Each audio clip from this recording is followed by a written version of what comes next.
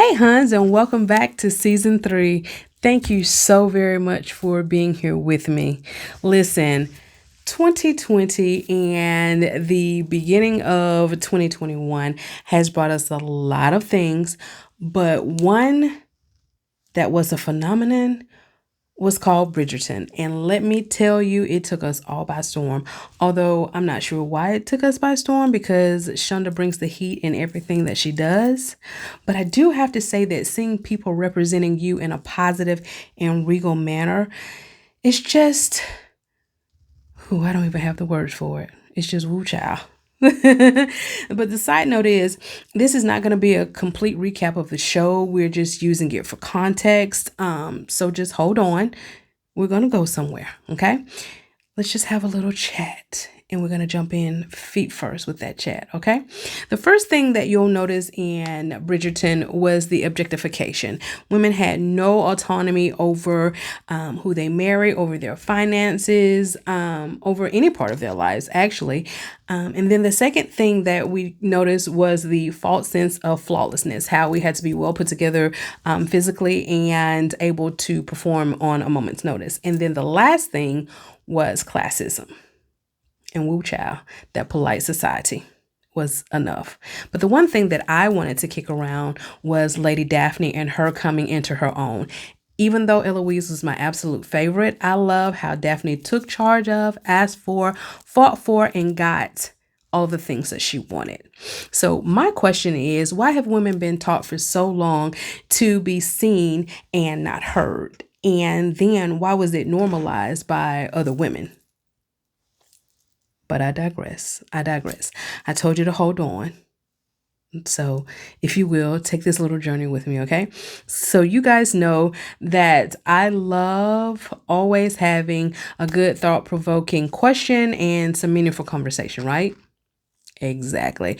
So after last season's episode that was titled WAP, I received a few questions.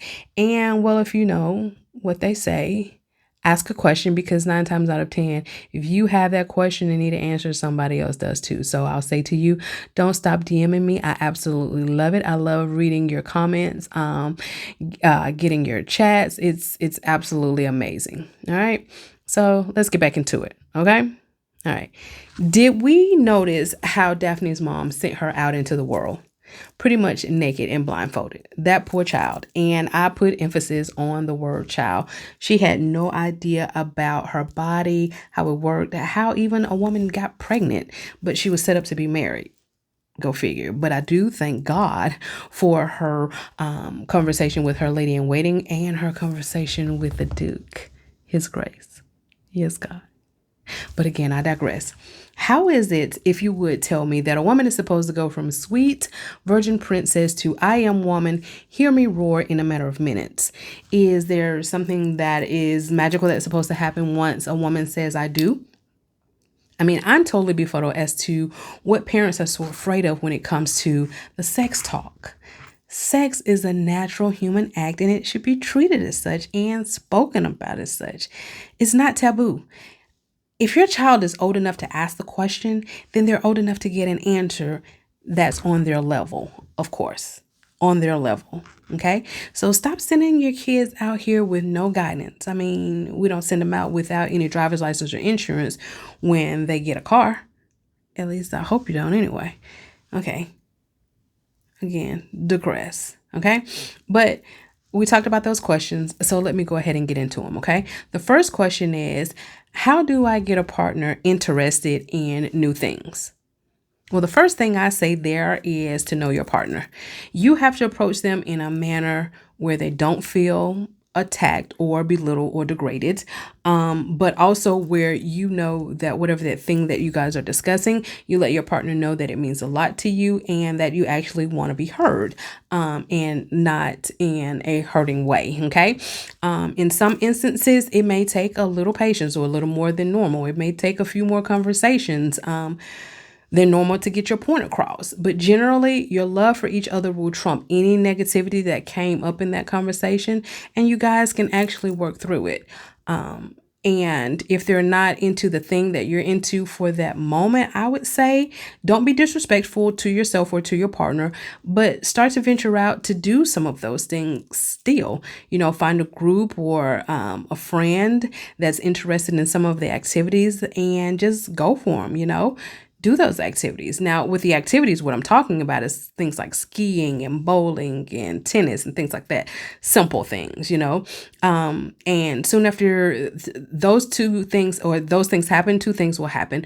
Your partner will either join you or you guys will revisit the conversation, because every relationship is constantly a learning curve and it will constantly evolve. Okay.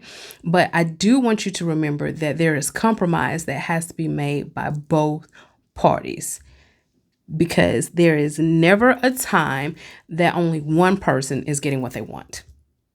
Okay. All right. So question 2 is, how do I introduce sex toys into the relationship? And this one is really funny because I'm thinking that it probably came back from the day, someone who knew me from the days when I did in-home parties for women. Okay, but my answer here is the exact same thing. It starts with a serious conversation here, because some partners mess up and they'll walk in with an item and they haven't had a conversation with their partner at all. And I will say, once the initial conversation has happened, it may be a good idea to look at some things together and see what each other's tastes are, because neither party should be afraid or ashamed to share any thoughts or desires in a loving relationship. But I will say, I don't recommend bedroom accessories with just anyone. I always have suggested, and I still do suggest to ladies to make sure it's with someone that you trust. You never want to end up in a compromising position at all. Okay. And so my next suggestion is when you're making a purchase, is to get a non-phallic shaped item for that very first purchase. And if you're risking it all and you're going to buy something, make sure that that's what it is. Okay.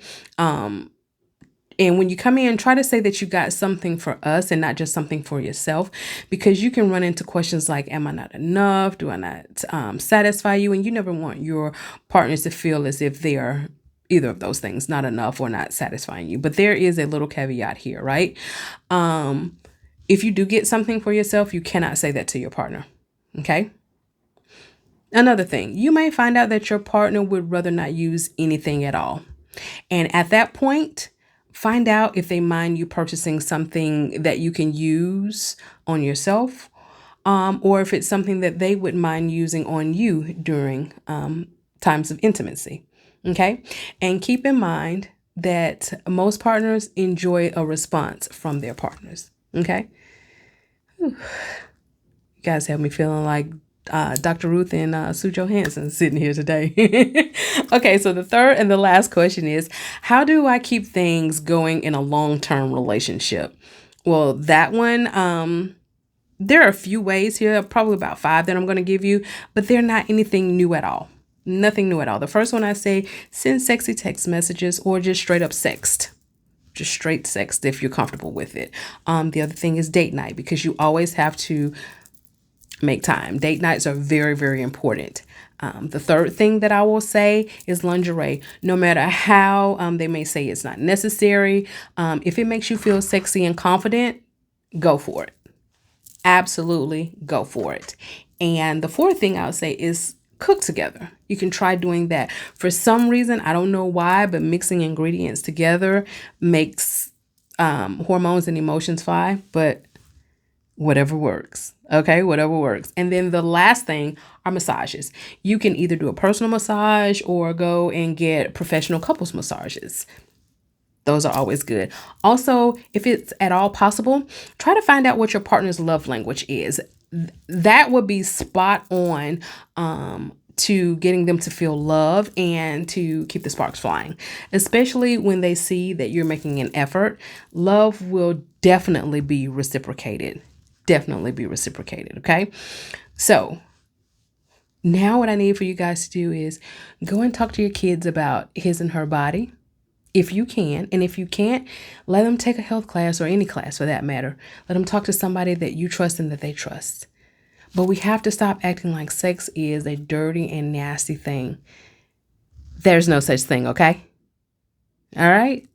Okay. Well, I do hope that these little nuggets that I've given you have helped in some way, even if it was just a reminder to you, honey, to do some things or spice some things up in your relationship. I helped, hopefully. All right. So that's all I have for you this week. And as usual, I hope that it brought you a little solace. So until next time, stay safe, love hard, and laugh loud.